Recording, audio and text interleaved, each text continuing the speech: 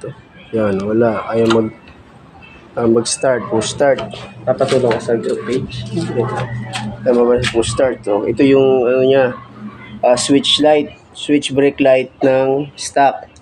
Kaya nakabili ako ng switch brake light dati. I-try ko kung mag-push start ba siya. Baka mamaya kasi dami sinasabi kasi pag push start, ang dami sinasabing problema. Sa ECU, sa makina.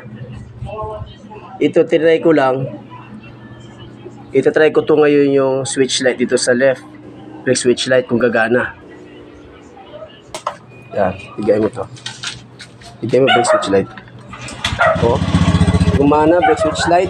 Ang problema, brake switch light, pag nanood ako sa YouTube, ang daming tinuturo na sira. Sabi daw, nasa ECU, dito sa ilalim.